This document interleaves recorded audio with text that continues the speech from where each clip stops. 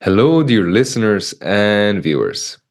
On today's episode, my guest is Johannes Fend, a bass player, a composer, a little bit of an innovator, and a really good friend of mine. During our conversation, we'll discuss the benefits of cold exposure, the importance of a good night's sleep, 3D printing, Stoicism. He will share his findings from a book that he recently read, which is called The War of Art. And as a cherry on top, we'll also be discussing a special kind of farming which we took upon during the COVID times, which is called cricket farming. I hope that you will have fun and that you get inspired by the topics that we discuss. Welcome to the Sound Mind podcast, where I invite interesting guests from the music field and discuss with them topics such as musical and personal growth, pursuing excellence and self-talk, body and mind maintenance, practice and work routines, music business, and more. I'm your host, Michael Krustel, and welcome to the Sound Mind podcast.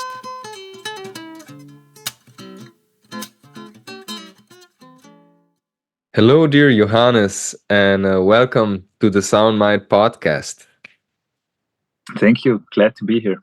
Yeah, thanks for joining me. I really enjoy having talks with my good friends on this podcast, and I mean, there has been so many topics that we already have been talking during our friendship lifespan. And yeah, I was always thinking, like, man, it would be interesting to just push record sometimes and just like listen back somewhere in the future. And yeah, first of all, I also wanna thank you for your friendship. And man, I really have to say that you are probably the best listener, or at least one of the best listeners that I've met in my life, and it's also so inspiring how you tackle problems and how you go for it. Like when you see an issue, you would really like dive in, and yeah, it's incredible to me and inspiring how you stick with it, and not only that, but also you always, because you listen a lot to audiobooks, and you would always give me a cool example from a book, like if I would struggle with a thing.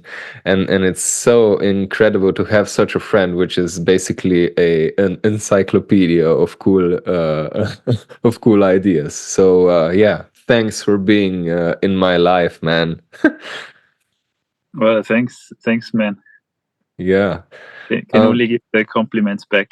Like, Thank you, what man. means a lot. Yeah. And I really appreciate that, even though now I moved to Slovenia, that we still keep in touch here and there. Like that's so cool, you know, like and how, because funny, when I came to the studio, what was it, like 3 years ago, that's actually when we first met, even though we were both living in the Netherlands for years, and in Rotterdam, right? But we just never encountered, and then we yeah, started chatting, and we kind of clicked, and same things are interesting to us. I remember that also because of you, I gave the keto another try when we started to talk about it, and that was my second go at it, and it was so cool to have a buddy, you know, when you're doing it. That's so cool to discuss and yeah, do that.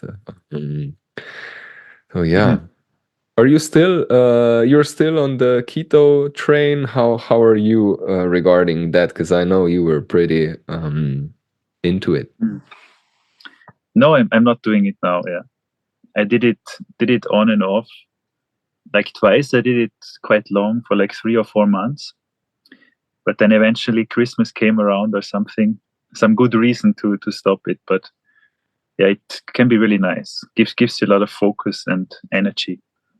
Mm, mm.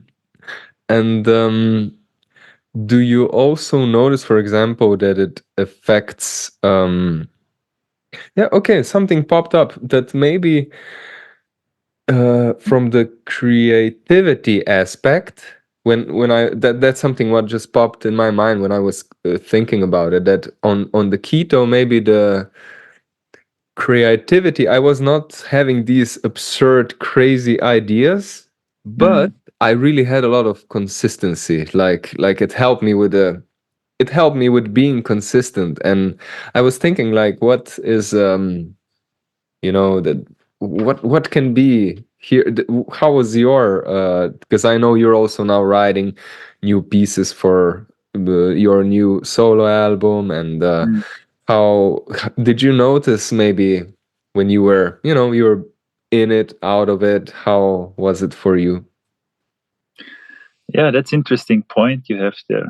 Um, it's definitely gives you that focus and concentration, but I recently also heard that this kind of it's a bit simple than not simple, similar as fasting in a way, and that kind of state gives you a lot of energy and focus, but you might be a little less social and maybe a little you have a little bit of that kind of intelligence and awareness.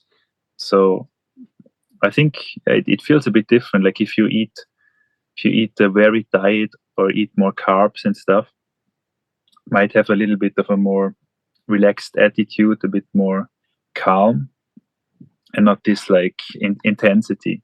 But this intensity can be great to practice or to work on something. And indeed, maybe then it's good to contrast it with something to get in a more creative zone. I Hmm. mean, what I'm doing now and for a while is that I kind of have half of the day more or less keto, and then the second half of the day I'm eating more carbs. And because it's just something that I discovered, I'm from Austria and we have a lot of nice pastries and great bread, and I used to eat that a lot, and I would always feel pretty tired, and I never realized that that was not normal until I somehow experimented a bit. And since then I changed a bit like how I eat, and I think that helps a bit with the energy. Yeah. Mm, mm, mm, mm.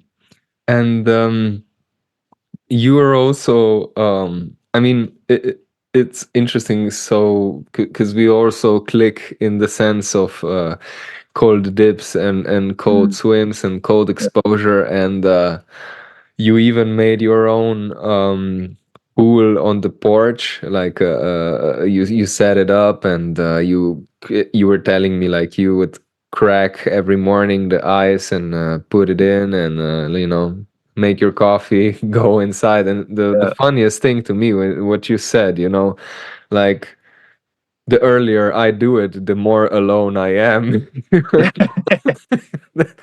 As soon as it gets past 7 or something like that, like the neighbors would start be popping like, "Oh, hey, Yeah. probably you're Like checking." that would make for some weird conversations. Like, what are you doing in your underwear in the garden in winter? Like, what the fuck is wrong with you? Oh man, It's oh like man. a motivation was a good motivation to get up earlier. Yeah, and you were also doing the 5:30 a.m. waking Mm. up, right? Yeah. How? Yeah, I was Yeah. doing for a long time. Actually, 5 o'clock. I maybe half past 5 for a while, but yeah. Yeah. Now How? now I stopped it like a while back, but it's definitely really really nice. I mean, just in general, I think getting up early, like it's it's a nice feeling because your day just gets like that much longer, Mhm. and it's really quiet. And I think most people are either morning people or night owls. And if you're a morning person, then I think that's the chance for you to have a time that you can work and focus, or take time for yourself, where like nobody is disrupting you, or no messages pop up. And I guess for night owls, that's the late night then. But for me, the mornings really work. Yeah. Mm-mm-mm. Mm, Yeah, sometimes I feel even 8 a.m. might be a bit mm, late. Like comparing to the days when I would wake up at 6:30, and then or 8, 1 hour and a half. It's like that is sometime what when you can do, something, or have a chill morning, or Mm, like you said. And to me, it's also, you mentioned about the night owls and the morning birds. mm, And I've been on both ends. Like, I've been also a night owl, but I never. I think being a morning person is for me way more wholesome, complete, and healthy. mm, That I can maintain a healthier mind and body. I remember that then I had some struggles, that I was facing some serious struggles compared to now, I would say. I don't mhm. know. Yeah. Were you ever in the night owl zone? Um, I think for periods, but not really night owl. Like not like staying up till 5 in the morning or something and working on something. But I think for me the night, if it gets really late, like for a concert or something, it's okay. But beyond that, I feel I don't really, you know, like the quality of what I'm doing is degrading more and more. Whereas in the morning, it's I feel pretty fresh, and that just works for me. And I also think I feel a bit better if I'm up early in general. Mm. Only difficulty is that you have to get to bed early. That's the catch. Yeah, Yeah. How do you maintain that actually? yeah. I mean, it's tricky. You have to kind of maybe find a routine to kind of prepare that you close the phone, close everything, and kind of be a little bit strict, like when you go to bed, and yeah, maybe read a bit. But it's, of course, if you have concerts, it's it might throw your schedule off a bit. And but the interesting thing is if you keep always the same wake up time, like no matter what, your body really starts to adjust to it. So even if I would get to bed really late and I would sleep only a few hours, my body kind of knows that I'm waking up at 5, so it gets the most out of it, and I'm okay. Like I take a nap in the afternoon. Mm. Wow. But yeah, sleep is important. So it's Yeah. Yeah, every because I was also sometimes pushing this, and just, okay, let's get up at 6:30, it doesn't matter what, mm, even if I would go to bed late and then sleep for 6 hours. But yeah, I think having 7 to 8 somewhere is really, it makes a whole difference in the next day. And yeah, some worries go away on its own, also, at least for me. yeah, um I think for me it's the same, and that's one of the reasons why now I'm not waking up that early, because I had now for a longer period that I had a different reasons that I couldn't sleep that early, and then I just wanted to make sure I get enough sleep. And also because of what you said, because everything just you function much better. And yeah. it's funny that you mentioned that. I mean, like you have less worries, things are a little bit easier. And I think very often when we feel really bad, or when there's seems to be a lot of problems, like it can be solved by sleeping, by eating something, or by having a little workout, like Mm. Yeah, mm, I think like I really go down. I Many times I repeat to myself this, that I will probably never regret going to bed early, having a workout, and, well, then waking up early, right? mm, Like, these things, it's probably never gonna be then in the day, like, oh, why did I work out, like, but yeah, it's like, oh my God, that's great. I feel very refreshed, mm, or going to bed early also, like, oh, awesome, I had a great rest, um true, yeah, and how sometimes to me it's difficult to keep a hmm, if you're sleeping together with your partner in the same bed, right? And mm, she's, for example, not going to bed that early. Like I find that sometimes a problem, like do you also have that, for example? Like do you also yeah, like do you maybe have some ideas on how Mm. to, Yeah, I mean, also happens to us. Like with my girlfriend, we yeah, often I might go a little bit earlier or the other way around, and I just use some like an eye mask or something, so that Mhm. or earplugs. But I think that's not a nice thing to do like every night. It's like one time, but yeah, with the eye mask, it kind of works for me. Then I don't wake up with the light, and yeah. Yeah. And so when are you still doing cold dips, by the way? Do you still have it set up? I stopped a while ago because it's getting quite warm, so I would need to put a lot of ice. Mhm. And in the winter it's easy because you don't really need to put anything. Mhm. I guess I started a little bit early this year. I don't know. I think around October I started, and the temperatures in the Netherlands were not really that cold, so I Mhm. had to make a lot of ice, and that's what you also remembered, that I would wake up in the morning and then I had to Yeah. I like a bucket of frozen ice that I would like chop down a little bit, and Yeah. yeah, it's a it's some work to kind of get all that ice ready. And in the winter, then if it's cold enough, it's really really easy. Yeah. Yeah. And what did ice like what did ice exposure or exposure to cold temperature uh bring to you? What is the takeaway for you Mm. in this sense? Yeah, it's I think it's like one way of like resetting your mental state, and also energizing yourself and your body, I guess. And it's like what you said with sleeping enough or going to the gym. It's like one of the things that seems really I don't know if I want to do it, but you never regret it. And I remember many days because like I, I I started myself off by I just told myself I'm gonna do this like for 30 days, and I'm just gonna make a little put a little picture in my story on Instagram or something.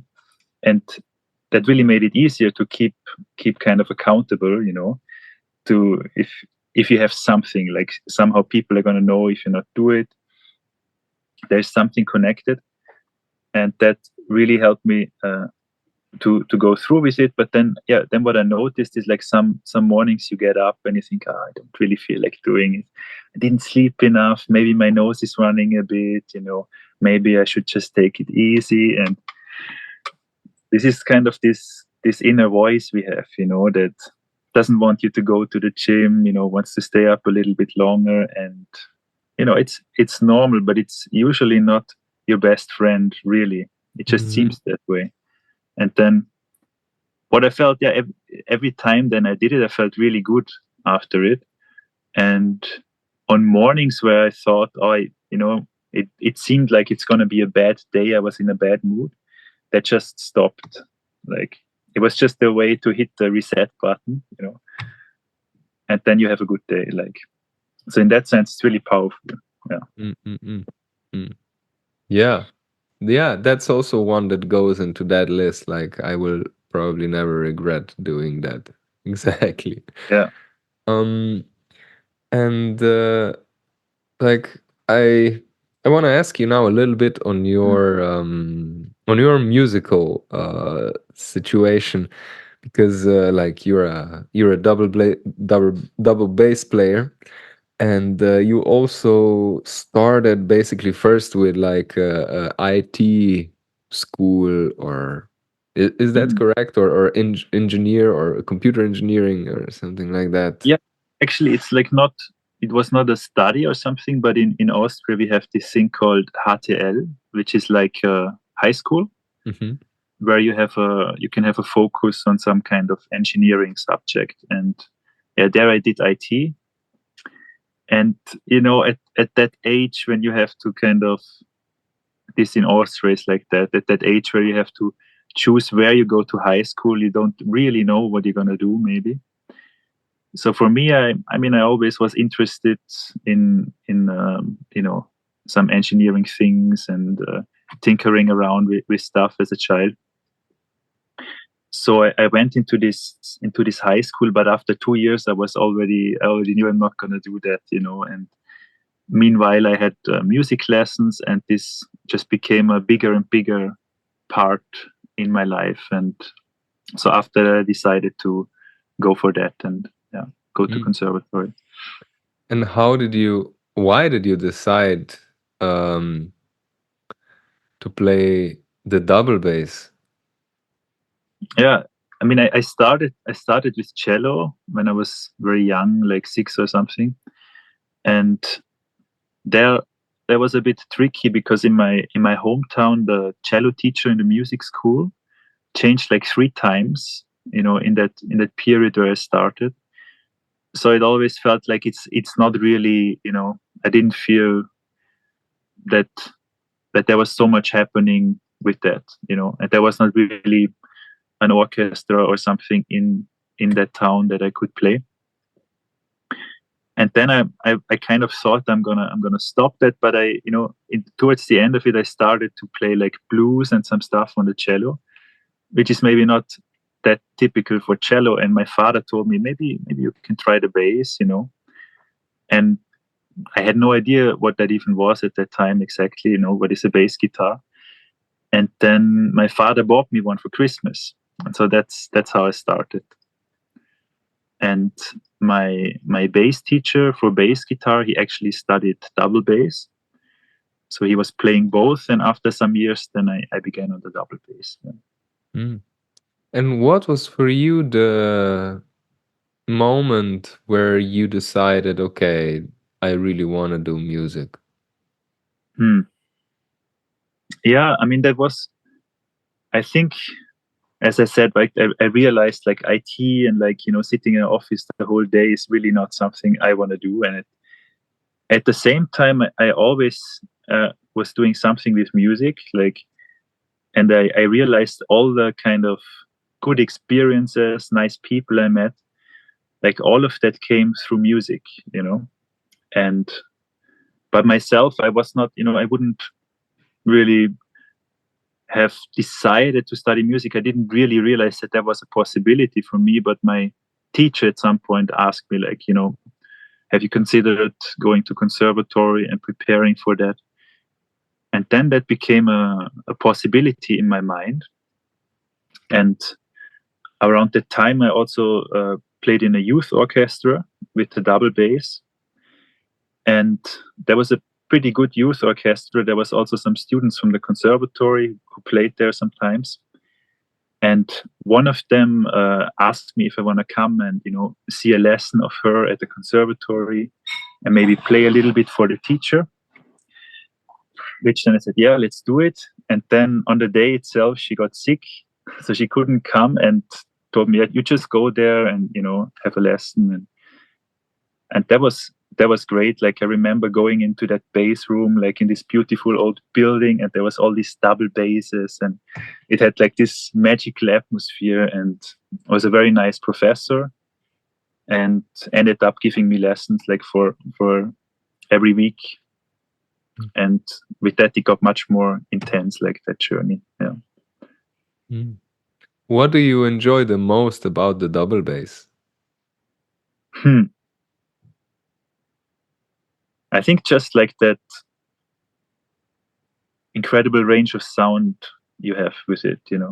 I like so much. And also in terms of styles, it fits into so many places. But I think firstly for me is the sound. Yeah. Mm. Yeah. And you're playing mostly jazz and improvised music, and like you write your own pieces. What made you that you went down the improvisational path rather than the classical training? I mean, you did have classical training, but like what would you into? Why did you Yeah. decide for this side? I don't know. I think it was kind of a gut feeling decision. Like So like I finished high school, and then in Austria you still have to do either military or civil service. So I did a year of like 9 months of civil service, and in the evenings I did a preparatory course at the conservatory where you would learn music theory, and I had bass lessons. And then I auditioned at this classical conservatory in Austria, and I also auditioned. I mean, I was also getting more involved with jazz, and there was a pianist from New York living in the area who was doing various classes, and he told me about this conservatory in the north of Holland, in Groningen, where there was a lot of exchange with musicians from New York that would give a master class every week. So I considered that also. I went there to look at it and decided to audition. And then luckily both auditions worked out. So I had to decide if I'm gonna, go to the classical conservatory or go for jazz. And it was a hard decision because the classical teacher was like really nice, really inspiring. But yeah, it came down to this kind of gut decision that I felt a bit more drawn towards improvised music, and yeah. Mm. And when when did you start playing? Like, how old were you? Bass, Yeah, but like double bass, cello actually, cello. right? You because you started with cello. Yeah, I Mm. think I was 5 or 6, like Wow. probably just before I turned 6. Like, yeah. Mm. And do you remember maybe like a thing from childhood that was that something that really was already showing your musicality, like that you were doing some weird stuff by the table, or I don't know, something that was like, okay, when you look back at it, or is, uh, Hmm. Yeah, I guess I was always interested. I would always, I guess, drum on different things a little bit, and yeah. I mean, that's something I can remember. mm. Yeah. And did you want to say something else? I just looked Oh, away. I think that's. I don't have like very good memories of early childhood of what I yeah, what musically happened for me. Yeah. Yeah, but this table drumming, I think that is so relatable. I think that's like the most epic instrument that it's everywhere, Yeah, yeah, I also had that, man, like because tables are everywhere, right? Like you go into school, it's there for 8 hours, and like, why not make the best of it, right? perfect. Yeah. Yeah, perfect. And when so do you when you now think about yeah, is there a person that really mm, like pushed you, or like helped you to kind of go for it, or yeah, like you mentioned before that there was a teacher that suggested. Mm. Is there maybe like an icon that you looked up to or something? Mm. You mean in terms of help me to decide to go for a music career? Yeah. Yeah, I mean, for me, I mean that teacher, like that I played for him, and then he really liked it, and I just, and he was a really passionate musician and also passionate teacher, and he would just give me lessons for free, like for some time. So I was so very grateful for that, and also it really gave me some confidence, and that this could be a path for me. Mm, mm, Yeah, yeah. Well, it goes a long way, right? Like these yeah, like gestures of, you know someone does that you look up to, does something for you. I think it really can move things, yeah. especially in a young age. I think it's something very special. And it can really change a lot. Like if you imagine some things wouldn't happen, like if I had different teachers and maybe, would not be so inspiring, or yeah. Yeah. And Oh, we. Oh, I have to mention, man. Probably people don't know, but when when COVID hit, right, we had this crazy idea because we had 0 gigs and like we happened to maybe hang out a lot more than we would normally. And I think we were both at that time doing keto and we were searching for a reliable source of protein. And I remember like when so people check this one out. Me and Johannes tried to venture out into a entrepreneurial waters, but not with music, but with, check it out, cricket farming. Yes, you heard it right. That was absurd. I hope that the landlord of yours isn't listening. I mean, not this one now, right? But the previous one doesn't listen to this. Because Yeah, that was a crazy experiment, huh? we would flip your attic into a freaking cricket farm, man. Like, insane. Like, just get a bunch of boxes. And I think we bought like, what, 20 crickets? Two types. One was like house cricket, and the other one was this field, the black one. Mm. And they would just multiply like insanely fast, right? Like exponentially. In the end, it would be a colony of thousands, right? Like it's insane. I don't know. We didn't went that far with it, right? We kept it kind of in a little small set. But Yeah. You I say it now, remember. man. We I think had we, it's too huge. Yeah, I go. think, yeah, I think we heard of that, or at least I heard of it somehow, that about this cricket protein, and then you could not buy anywhere in the Netherlands at that point. And then we found a lot of information online on how you can, like set that up. DIY. We wanted to try that, and yeah. But in the end, then Yeah.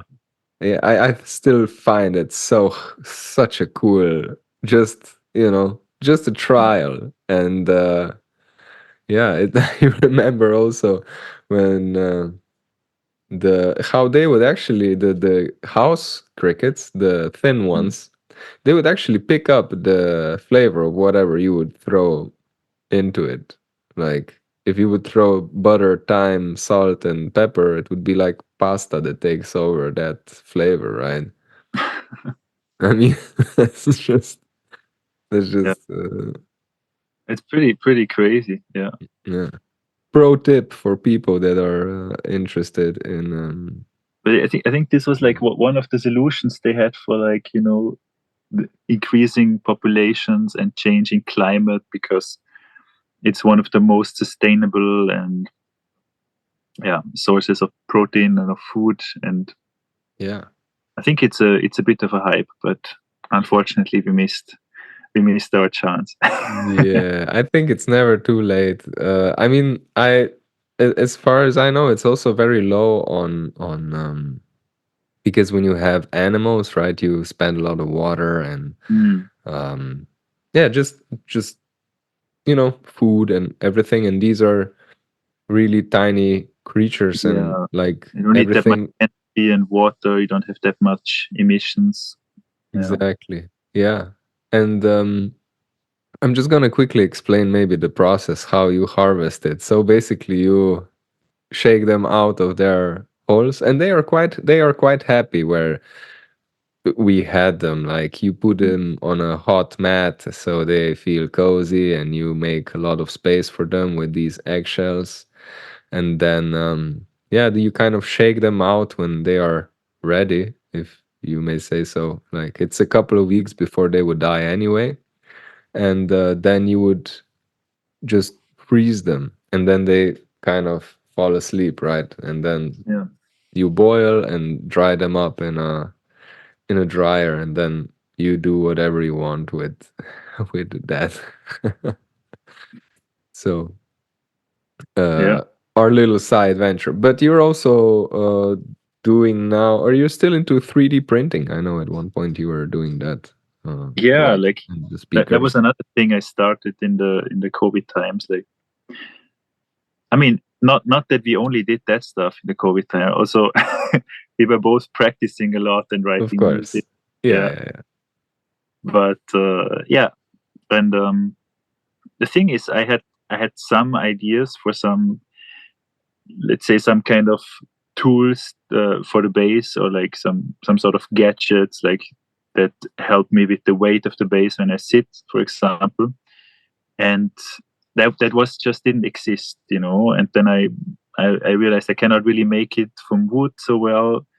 And I was actually got like a 3D modeling software and had that model. And then I was considering that I asked some, you know, there's some companies that would kind of make a prototype for you. And that was a little bit expensive. And then I saw some of them were actually offering to 3D print it. And then I was looking up how much is a 3D print, and that was actually kind of not much more expensive than asking them to do it. So I thought, okay, you know, let's get into that. But of course, it turned out to be much more complicated, and you have to learn a lot about how it works and set it up right. Which you did. Like which you Which luckily I had time for it, right? And then yeah, then I was able to make it, and a few things since then. Also made a little speaker that I use, you know, for smaller concerts. It's pretty handy, pretty cool thing, you know. You yeah. can just come up with something and you print it. Wow. Yeah. Yeah, I and like even though yeah, it is plastic, right? But it's probably the more quality one, what you print. At least from what I've seen, what you did, it seemed Mm. like, okay, this can last a lifetime. Regarding the speakers and the system that Mm. you did for the double bass, and yeah, and maybe that's actually the upside to the printing. Yeah, yeah. I mean, there's different materials you can use, and some of them are, you know, recyclable, of course, and long lasting. And yeah, I mean, if you, let's say, if you would make something, it of course you make some waste in the process. But if you would order it online and package it and ship it, and who knows where it was produced originally, it's also, you know, it's not that uncomplicated. If you're concerned about, you know, your the waste you're making or the CO2 footprint, Yeah. it's actually not that bad. Yeah. Mm. Mm. And we're also similar in sense that yeah, we would just tackle some things or start developing some ideas, and I'm often contemplating like what to, because some ideas are popping up the whole time, you know, and Mm. like every week I'm like, oh wow, maybe I could try this, you know. And yeah, do you also have this going on, and how do you keep it at bay so that you just don't go crazy with everything? Mm. Like you mean to kind of choose which ideas are worth pursuing? Yeah. Yes. Yeah, yeah, I see what you mean. Like, I think probably everybody struggles with that. That you kind of think, yeah, I can do that, and then I also want to do that. Then somebody asks you, can you do that? And you easily stretch yourself a little bit too thin. So, um, yeah, I don't know. I think you can do a lot of things, but you cannot do them at the same time. You know. So I think it's, for me at least, it's helpful to kind of say, okay, I think this is a cool project. Let me try to work this out, and maybe that means that for 2 3 months, you know, you devote some time to that to see it through, and then you can do something else. But I think the tricky part is when you have too many things at the same time, and that's something to avoid. Mm, mm. Mm. And yeah, we're also together on the topic of stoicism and the stoic Mm. approaches on life, and yeah, that's also interesting to discuss. or at least to support each other in that, you know, like, and Mm, have discussions, and then, yeah, you know, think about it. And it's so nice because you always, at least to me, you always provided a you know, we are friends, but you were always very helpful in keeping a healthy point of view on things, you know, like you didn't agree with me just because I'm your friend, right? Like mm, and I think that's something what I really appreciate about you. You know, that you always kept yeah, this realistic aspect. And how is, for example, Stoic philosophy and the Stoic mindset? Um, how is that helping you in daily life and professional life? And mm. Yeah, I think it's just a kind of, I mean, if let's say, it's just a more sane way of approaching life. You know, it's like a operating system with a bit fewer bugs, let's say.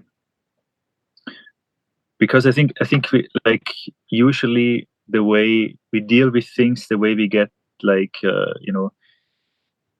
we get offended, we get stressed out by things, and we try to control things that are maybe not in our control. Like, the it's easy to kind of have a bit of an unrealistic approach. You know, like, let's say you lend something to somebody and you don't get it back, and you're like very very distraught. But maybe if you would think about it beforehand, you know that this person is not very reliable. You know, so you have to decide before if you're okay if maybe losing that, if you're gonna give it. You know, and then that, I think that kind of approach gives you some peace of mind. Or to, I think one of the big things for the Stoics is to see what is in your control and what is not, and then to really focus on what is in your control, and what is outside of your control to not get get it, how you say, get caught up in that. Yeah. mm. Mm. And like, this one is for you the most like, that keeps on coming, for example. um yeah, I think the one on control is a pretty good one for me. Mm. Yeah, yeah, yeah, yeah. Mm, And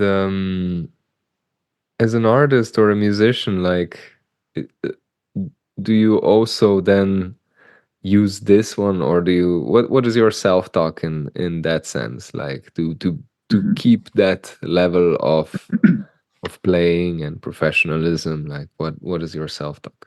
Yeah, so I think one really good one that relates to that is to see again what is in my control. You know, let's say, um it's a concert, for example. What is in your control is like all the preparation you put into the way you show up. But can be that something goes wrong. You know, like, you go there and then the sound technician messes something up, or whatever happens. But that is not in your control. You know, and to not get too disrupted by that, but to really focus on what is in your control. And if you have a horrible sound, it doesn't help to get angry about it. You know, like, in that moment you stop making music, but to only focus on what you can control and make the best out of it. And in the same way, I guess, when you would look to book concerts or something, the only thing you can control is the work you put in, but you don't know how soon, or if at all, you're gonna get something back. You know, and if you view it that way, then you can be kind of happy with yourself, because you can say, okay, today I put in my work, and that's the only thing I can control. So I can be happy, and then whatever happens after that, you Mm. leave it up to the universe. Yeah, that's a brilliant one. I love that one. Yeah. And what is the thing that you actually enjoy the most in being a musician? Hmm. um, I think probably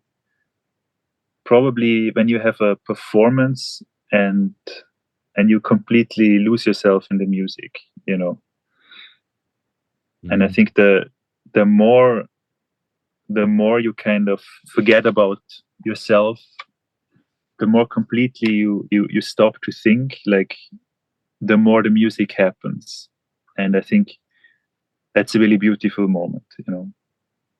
Yeah, yeah. I agree. It is. Do you maybe have a method to, like, what do you do to help you with the presence and Mm. to be in that zone, or to help you kind of to lure yourself into that? Yeah.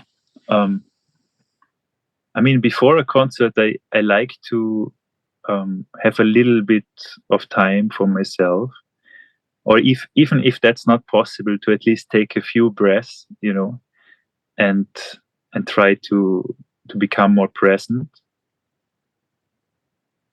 And then it depends a bit. Like if I play a solo concert, I try to take some time before I start and let the silence stretch a little bit, you know. It's almost like beginning a meditation, and then becoming kind of part of the audience, you know, that you're not really thinking, oh, now this is I play this or something, but you kind of hear it more from an audience perspective, and try to lose yourself completely in that, you know, without thinking about anything. I mean, maybe a little bit here and there, so you kind of keep some structure depending on what you're doing. But Mm-mm. Wow. Yeah, that's great. Yeah, I remember that when we like we had some concerts together, and you would always like take these breaths and do the Wim Hof breathing, I think, oh like yeah, that I within did the, before the concert. Yeah, yeah, yeah. yeah. That maybe that's another thing that can be nice to do, like this Wim Hof breathing before, more for kind of, you know, getting focused, like especially if you're a little bit tired, you know, maybe you had a long day. I feel Hmm. that really helps. Like, mm, Yeah. And you were talking also before about the music business, or the business aspect. mm. And how do you schedule that, or how do you keep that in check, right? Because you were talking about, yeah, writing emails and taking care for concerts, and yeah, how do you keep that? How do you track that? Yeah, I'm probably not the best person to ask for that, to tell you the truth, but it's something I also want to improve on. And what lately works for me is like, if I because I would kind of, if I'm not careful, I had the feeling that, okay, I have to kind of do all of this now, so I can say I did my, you know, applying to these festivals. So I kind of want to do it all at once, which of course is not realistic. And you sometimes need some time to figure out, okay, who is there to contact, how do I best approach this, like, you know, there needs to be some more thought put into that and some more time spent. So what works for me is if I just, you know, just say, okay, I'm going to spend 30 minutes now on that. And then even if I don't know what to do, I will just figure it out in that 30 minutes. And I think to have this, you know, maybe do a few sessions of that, or spread it out over the week, that kind of helps. Like, to just, instead of thinking in a task that has to be finished, just think about spending the time regularly. Mhm. And then, yeah, sooner or later, like, you get in the hours. It's like what you told me actually before we started, that you're just recording this podcast like every 2 weeks, you know, and it seems kind of like not so much, but now you already have 12, you know, like it really adds up over time. Mhm. Yeah. Yeah, and that's the I sometimes, I mean, that is something that really relaxes me, I have to say. Mm. That, you know, I don't really work for the result. Just it's more like just a habit, you know, that I think. And you know, even for example, the concert, you know, it's not the end, neither the beginning. Like, it's just a step, and actually more important, I find it the days up until the concert, you know. Like that's like we were talking before, you know, when you said, yeah, that's actually in your control. And I think that's where you, I mean, quote unquote, have to worry. Um, and that's where you have to, and you just have to show up. Like that's the only thing, just showing up, you know. um I think that should be celebrated more than anything else, you know, like you showing up for what you're doing and what you want to do. And then the results, you know, sometimes it good, bad, doesn't matter, but you know by yourself how much you put in, and you know, it can be like you said, you know, it's up to the gods. Yeah, Yeah. yeah, that's really a good one. Like just showing up consistently, like anything then just becomes a matter of time until you reach it, you know. Yeah. Yeah, bravo. And what okay, did you, or are you having a specific struggle that you are now Mm. facing, or that you faced, and uh, would you be willing to share how you're overcoming something like that? Mm. Yeah, let me think for a moment. um,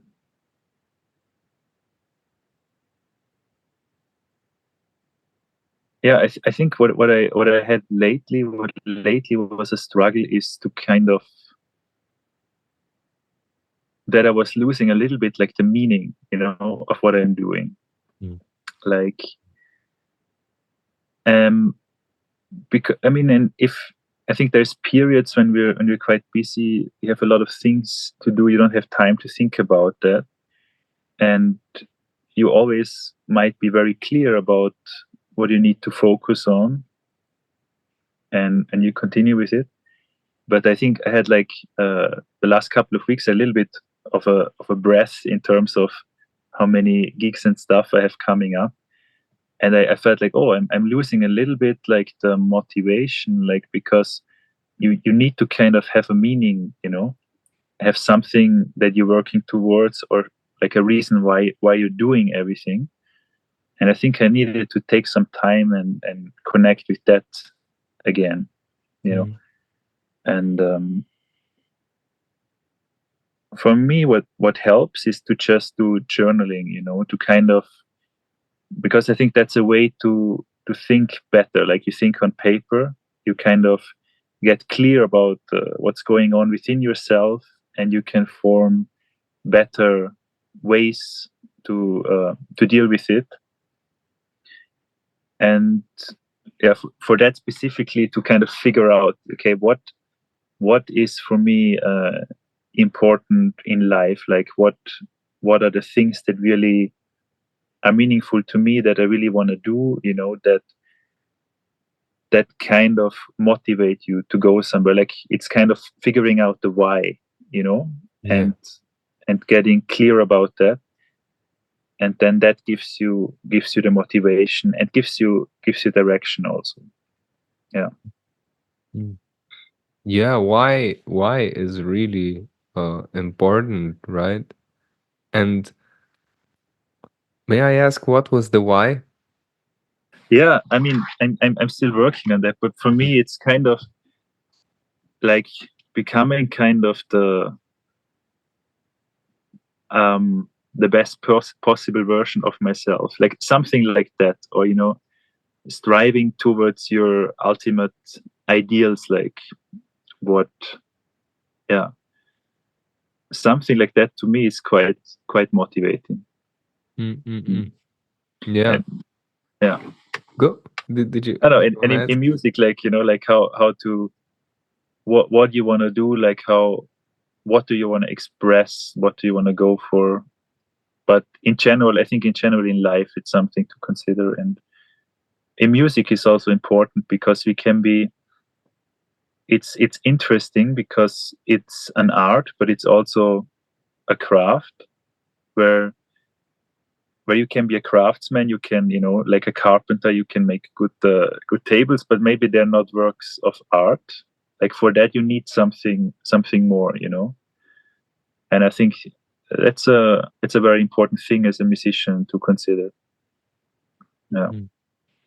Well, yeah, I think also a few weeks ago I've had the same thing when I would, you know, really think about my goals and Mm. because like every day I would write where I want to go and you know what do I want to what are the things that I want Mm. to progress in and I started that the list was getting really, you know, Of long, course. you know.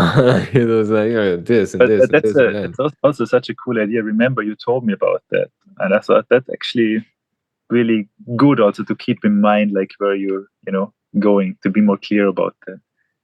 But Yeah. tell me more. So you kind of your list kept growing and growing, and Yeah, and I noticed like I mean, I didn't I didn't know this immediately, but like maybe after a month or two, even, let's say, you know, mm, like it happened now that I was just like, you know, I stopped journaling even for like 2 days and just like took a breather, you know, from everything. And then yeah, because I noticed I was like, okay, let's see what I do if I don't remind myself of the things what I should do, you know.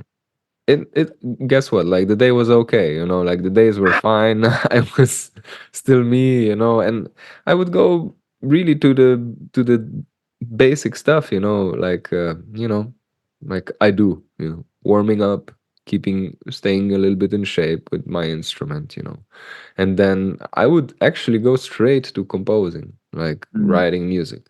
That was really that was something what I was really missing, for example, maybe in the last couple of yeah, a couple of months to take on a serious compositional approach to something. You know, I would do like okay, some exercises or write down some short etude or something, but mm.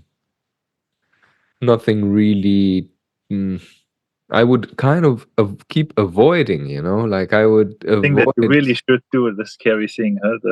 Yeah, yeah, I Yeah. would kind of leave it for last and then I'm drained out today. You know, maybe tomorrow. And then the same, you know, like and then I was like, wow, look, today it happened and yeah, it's just I put all the other maybe noise away and it was nice because now some things just got out of that list of things, you know. I have maybe only four things, you know, and because I was even putting on things that were not so so important or so something that I really didn't wish for that much. You know, it was just like would be nice, but you know, I'm gonna put it on. Or not that I was thinking like in that sense, but it was not like a deep wish or a deep fulfillment.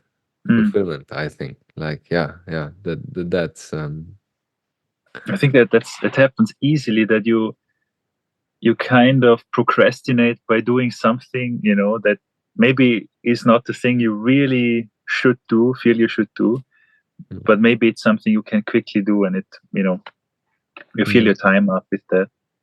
Did we talk about the war of art at some point of that book? Please do. It's like that book by Stephen Pressfield, and it's called The War of Art, and it's about that. It's about that resistance, that you feel.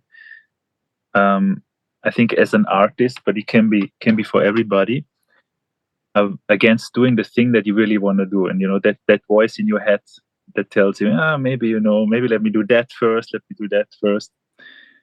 And he is an author. I mean, now he's a very famous author, but I think until his 40s, he never, got that career going, and he had a lot of different jobs, and kind of the only thing he never managed to do is to get in front of the typewriter and actually start writing. There was like he felt so much resistance against that. but eventually he made it, and he just wrote a bunch of books that are not that great, and eventually came to some really great ones. And this book is really about that struggle that you kind of face against doing that thing that you really kind of want to do and should do, but your mind, comes up with all the reasons. And I think he is quite an interesting way to relate to that creative process. So it's a um, he also has an interesting way to relate to inspiration. Like he kind of uses that ancient Greek idea. What was that? Of these goddesses, that would inspire you to write something or to A make muse. art. The muses, that's it. Mm. Yeah. So I like that also because it's kind of, let's say, if you write a piece of music or something, it probably just comes to you, like it's not like you decide, okay, why don't I put an E and then that and whatever. Like there can be some of that, but usually the inspiration is something that just comes. And so he has that idea that is the muses. It's not actually you, so you don't have to feel that great about it. It's not really up to you, but what is up to you is to show up and be there, so the inspiration can actually strike you. And yeah, I think it's about that idea of being consistent, of showing up even if you don't feel like it, and kind of setting the stage for the inspiration or the art to happen. And yeah, Wow. interesting one. Yeah, what's the name again of the author? Stephen Pressfield. Stephen Pressfield. Mm. Okay, duly noted. And okay, I have a couple of more questions. Yeah. What what would be the most important lesson for you from that you got in life, or a quote that you keep coming back to? Oh, that's a big one. Like the most important lesson that you got in life. Yeah. Wow. Hmm. I don't know. I think it's tricky because maybe the first answer that comes to mind might not actually be the best one, but the one that maybe I've been thinking on most recently. So that's a tricky thing with these questions, but I'm just gonna give you that anyway. What came to mind now is uh, one thing that I kind of realized, like meditating, which is if you just if you just kind of quiet your mind down a little bit and you become aware of where you are right now, you can feel a really, really deep peace and feel kind of really good and connected. And that's almost better than anything else you can strive for. Like, like you might have a lot of nice things that you're hoping for and they happen, but this is actually probably better, and you don't need anything for it, and it's always possible. And that's interesting. I mean, that's great to know, and it also, I think, it gives me a little bit of peace and stability, that even when things are going wrong or something, I know that actually, um, peace and good things are just already there. Mm. Because this is kind of our baseline from which we then diverge. Yeah. Yeah, and the other way around, like, right? Like if peace is there, there's like stress just around the corner. Yeah. Oh no, I mean the point being is that this is maybe kind of your essence in a way, right? So you can always go back to it. Mm, mm, mm, mm. Yeah. Yeah. Oh, beautiful. Yeah. It reminds me of that one also. I mean, that one just takes it also as it is, like things, how things, everything changes. Like Yeah. if it's bad, it's gonna change for good. If it's good, it's gonna change for bad. Like it's constant movement, right? Like Mm. everything changes. Yeah. and that, and just to see it also Like, as it this is. too shall pass, no? It's Yeah, also yeah, this. yeah, yeah, exactly. Yeah, this too shall pass. Yeah. Mm. Um, Four. Amazing. Great. I love it. And where can people get to you? Where can people find out more about your Mm. concerts, about you? Yeah. I'm on Instagram at johannes.base, and I think more can be found on my website, johannesfend.com, and there you find all the links and YouTube information. Mm. Okay. Thank you. Great. On this note, dear Johannes, I thank you very much from the depths of my heart that you took time and responded to this invitation and that you shared all these stories of yours and insights and books and whatnot with me, with us, the listeners, and the people watching. And yeah, thank you very much. Well, it was really a pleasure, man. Nice to chat with you, and great podcast you're doing. So I'm following it, and I enjoyed our talk. Thank you. And see you in a week, something like that, Yeah, right? yeah. Yeah, great. If you've enjoyed this podcast, please hit the like button and subscribe to the channel. Also, feel free to share your thoughts and ideas on the topics we've discussed today in the comments, as well as any burning questions you might have for my future guests. I'm your host, Michael Hrustil, and until next time, I wish you a sound mind.